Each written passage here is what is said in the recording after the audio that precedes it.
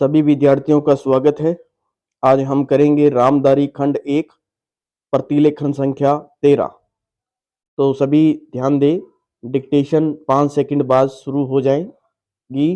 सभी तैयार रहिए।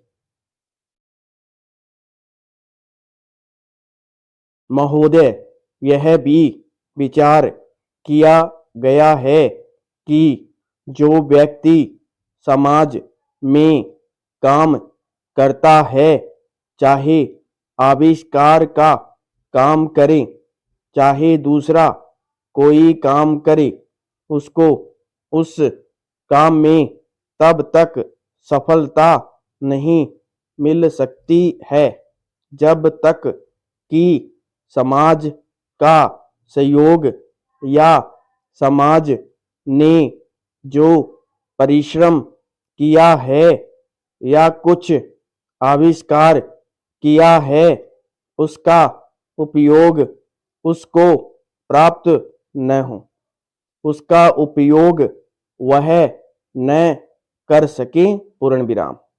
इसलिए जब भी कोई व्यक्ति किसी वस्तु का आविष्कार करता है, तो आविष्कार करने में न केवल उसका अपना परिश्रम रहता है, लेकिन साथ ही साथ समाज ने जो काम किया होता है, चाहे विज्ञान के क्षेत्र में या प्रौद्योगिकी के क्षेत्र में या किसी अन्य क्षेत्र में, उस सबसे भी वह लाभान्वित होता है। पूर्ण विराम। इसलिए जब हम किसी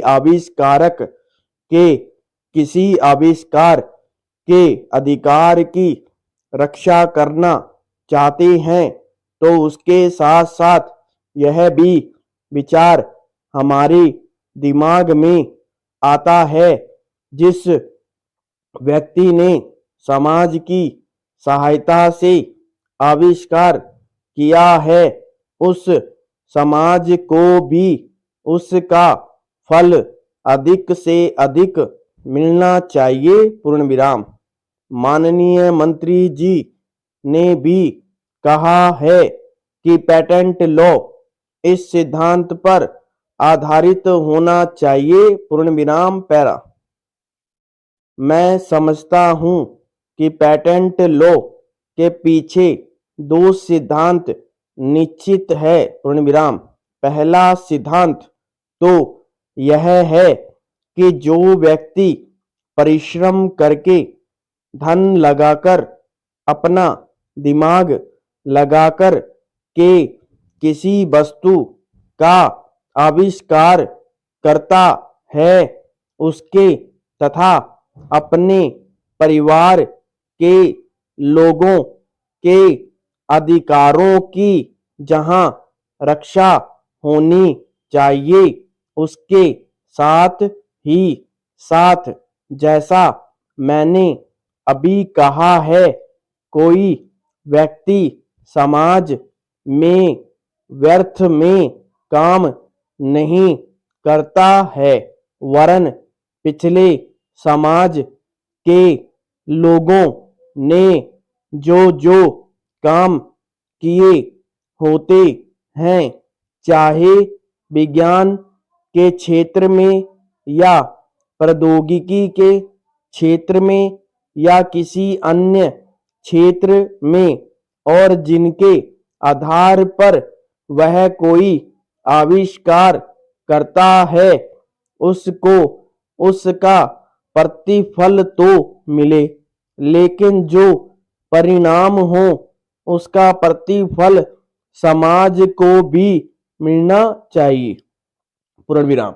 मंत्री महोदय ने कहा है कि जो यह सिद्धांत है, वह भी इस विधेयक के पीछे स्थापित किया गया है, और इस बात का ध्यान रखा गया है कि जहां हम किसी व्यक्ति के आविष्कार के जो अधिकार है, चाहे धन के, उपार्जन का अधिकार हो या प्रतिष्ठा प्राप्त करने का अधिकार हो, उसे प्रतिष्ठा का और चाहे धन का, दोनों का लाभ व्यक्ति विशेष को भी मिले। संपूर्ण विराम।